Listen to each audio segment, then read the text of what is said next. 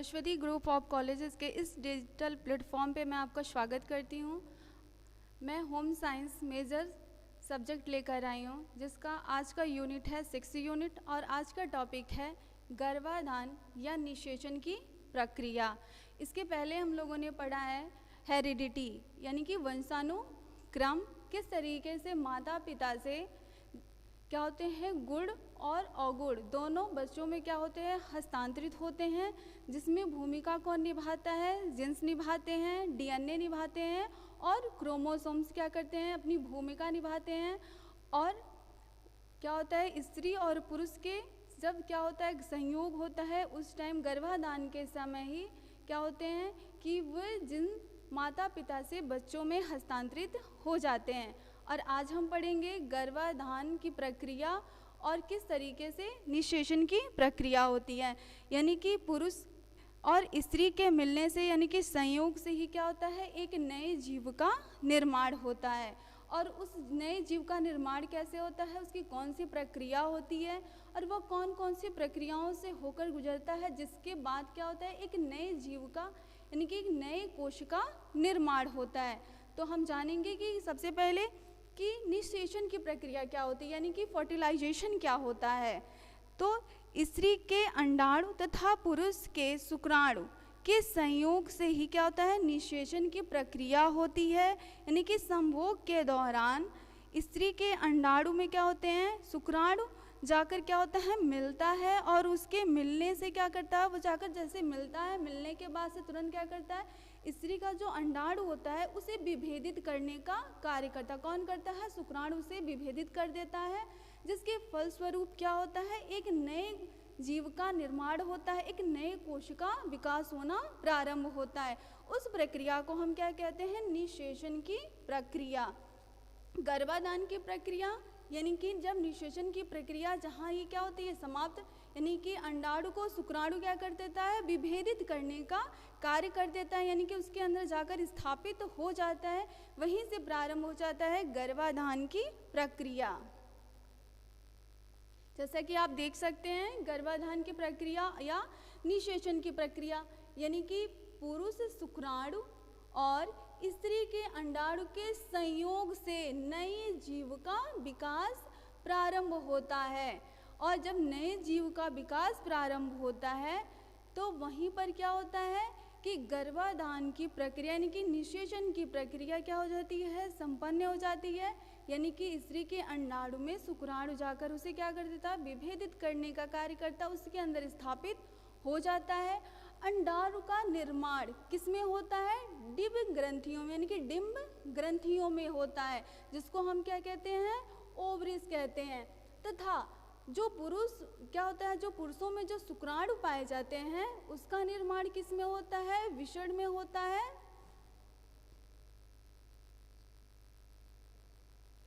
जिसको हम क्या कहते हैं टेस्टिस कहते हैं।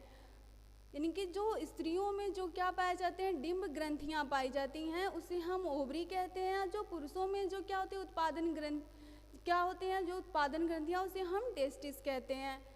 शुक्राणु और अंडाणु के संयोग की क्रिया को ही हम क्या कहते हैं गर्भाधान या फिर निषेधन की प्रक्रिया कहते हैं। निषेधन यहाँ पे हुआ निषेचन होगा, ठीक है। निषेचन की प्रक्रिया कहते हैं जहाँ से क्या होता है शिशु शरीर की यानी कि शिशु विकास यानी कि शिशु शरीर नए कोश का क्या निर्माण होना प्रारंभ हो जाता है।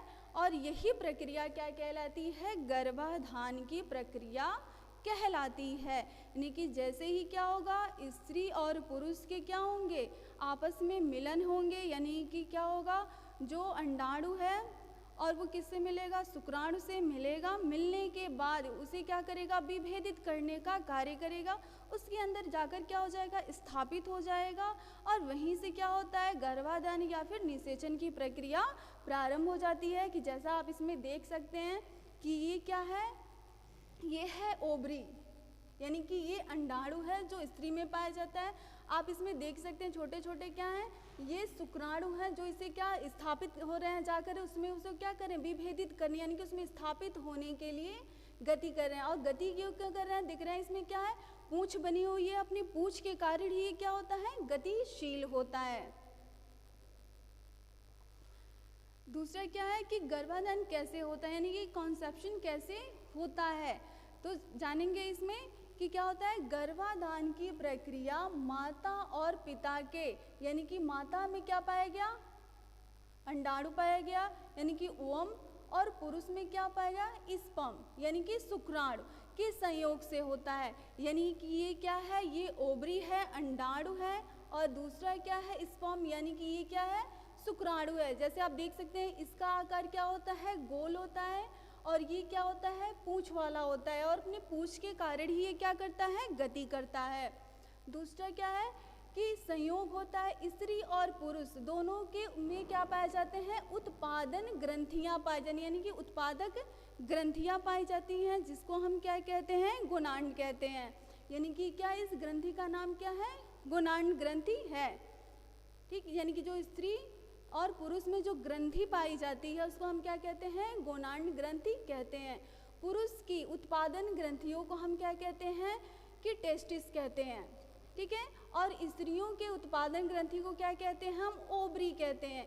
यानी कि हिंदी में इसे क्या कहते हैं, डिंब ग्रंथियां कहते हैं, जो किस में पाया जाता है, स्त्री में, और पुरुष में जो क्या कहते हैं, वृषण कहते हैं, यानी और उसको इंग्लिश में क्या कहते हैं, टेस्टिस कहते हैं। इन उत्पादन ग्रंथियों में उत्पादक कोश का निर्माण होता है। यानी कि कौन उत्पादन ग्रंथियां, जो स्त्री का क्या है, अंडाणु है, यानी कि क्या है, डिंब ग्रंथियां, ओवरी, और जो पुरुष का क्या है, उत्पादन ग्रंथि, जिसको हम क्या कहते हैं, टेस्टिस कहते हैं। उसमें क्या होता है, उत्पादन यानी कि उत्पादन ग्रंथि होती है, जिसमें कोश का निर्माण होता है। और ये कोश का निर्माण कब से प्रारंभ हो जाता है, तो 13 से 40 वर्ष की अवस्था तक ये क्या हो जाता है, प्रारंभ हो जाता है। यानी कि 13 वर्ष की आयु से क्या हो जाता है, उत्पादन जो कोश होते हैं उनका निर्माण होना प्रारंभ हो जाता है। प्रत्येक 28 दिनों में स्त्री की जो क्या होती हैं, जो ओवरी होती है, यानी कि जो डिंब ग्रंथि होती है, उसमें एक अंडाणु क्या हो जाता है, परिपक्व हो जाता है, और परिपक्व होकर वो कहाँ आ जाता है, गर्भनाल में आ जाता है।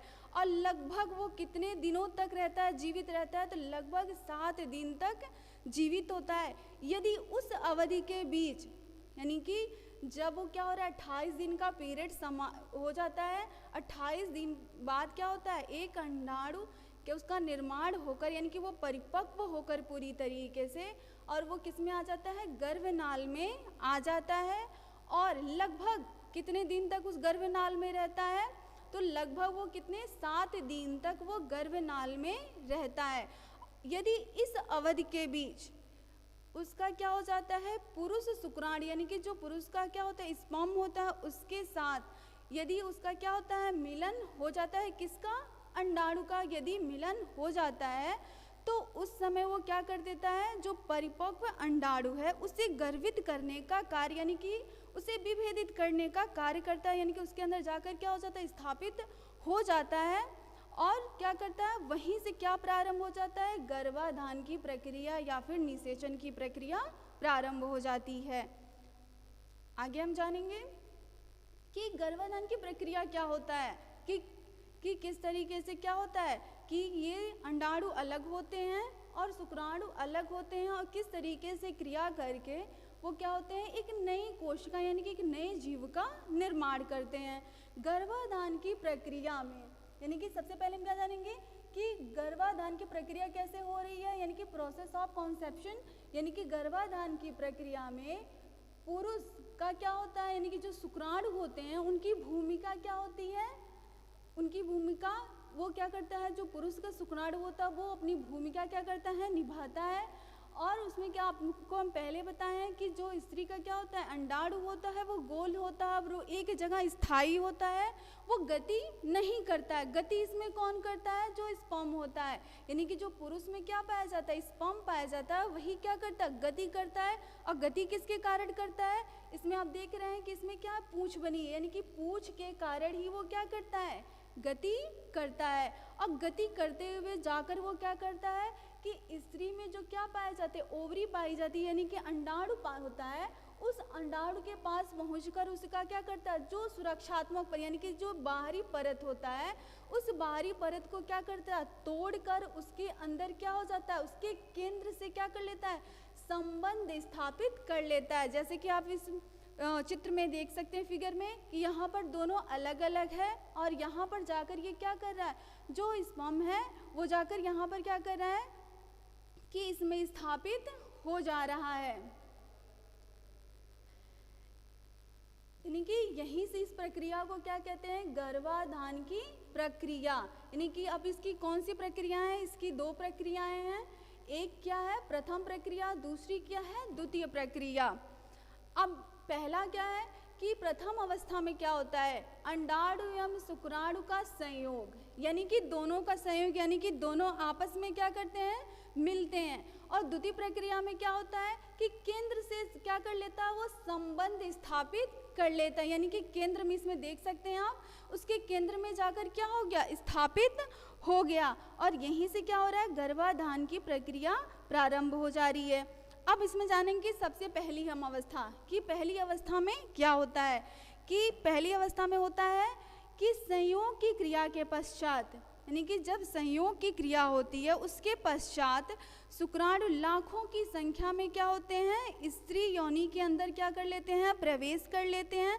तो इसमें से कुछ शुक्राणु क्या करते हैं, परिपक्व होते हैं, यानी कि लाखों की संख्या में क्या होते हैं, संयोग के समय क्या होते हैं, शुक्राणु प्रवेश करते हैं। लेकिन उसमें से क्या होता है, कोई एक ही अंडाणु क्या होता है, परिपक्व होता है और वो क्या करता है, अपनी गतिशीलता के कारण आगे बढ़ता रहता है और गर्भ की ओर बढ़ते हुए वो क्या करता है, लगभग यानी कि गर्भाधान के तुरंत बाद क्या करता है, लगभग 1 घंटे के अवधि के अंदर ही वो क्या करता है कि गर्भाशय को पार कर लेता है और क्या करता है, गर्भाशय को पार कर लेता है और पार करने यानी कि पहुंच जाता है। और पहुंचने के बाद अंडवाहिनी नलिकाओं में क्या करता है, वो पहुंचता है। और यदि उसे वहाँ पर क्या मिलता है, कोई परिपक्व अंडाणु मिल जाता है, यानी कि जब वो जाता है अगर यदि उसे क्या होता है, कोई परिपक्व अंडाणु क्या हो जाता है, मिल जाता है, तो उसे जाकर क्या करता है, विभेदित करने का कार्य करता है। तो ये क्या हो रहा है, प्रथम अवस्था में हो रहा है कि क्या हुआ कि स्त्री और पुरुष का क्या हुआ, संयोग हुआ और लाखों की संख्या में क्या हुआ कि जो स्पर्म है वो स्त्री के अंदर गया और वो कहाँ गया, जो क्या है गर्भनाल है उसके रास्ते होते हुए जाकर वो अंडवाहिनियों के पास जाता है। यदि उसे क्या होता है, कोई परिपक्व अंडाणु मिल जाता है तो उसे क्या करता है, विभेदित करने का कार्य करता है। यानी कि प्रथम अवस्था में ये होता है। द्वितीय अवस्था जानेंगे कि द्वितीय अवस्था में क्या होता है। आप देख सकते हैं ये द्वितीय अवस्था है इसका, कि पहली अवस्था में दोनों अलग अलग हैं, द्वितीय अवस्था में क्या कर रहा है, उसे विभेदित करने का कार्य कर रहा है। तो द्वितीय अवस्था में होता है कि जब शुक्राणु अंडाणु के समीप पहुंच जाता है, यानी कि जब वो क्या कर रहा है, इसके समीप पहुंच जाता है, तो पहुंचने के बाद सबसे पहले क्या करता है, जो इसका सुरक्षात्मक परत है, यानी कि जो बाहरी सुरक्षात्मक परत है उसे क्या करता है, तोड़ देता है। तोड़ने के बाद से उसमें जाकर क्या होता है, स्थापित हो जाता है। अब क्या होता है कि पूरी तरीके से वो क्या होता है, उसमें नहीं जाता है, यानी कि सिर्फ उसका क्या होता है, जो सर होता है वो सर ही जाता है और जो उसका पूंछ होता है वो पूंछ क्या होता है, बाहर रह जाता है। और क्या होता है, इसके पूंछ बाहर गए, यानी कि यही जो पूंछ है वो पूंछ यहाँ से क्या होता है, बाहर रह जाता है। और जो आप देख सकते हैं ये जो सर है वही क्या होता है, अंदर जाकर उसके केंद्र में क्या होता है, स्थापित हो जाता है। गर्भधान होने पर ही नए जीव का विकास प्रारंभ होता है।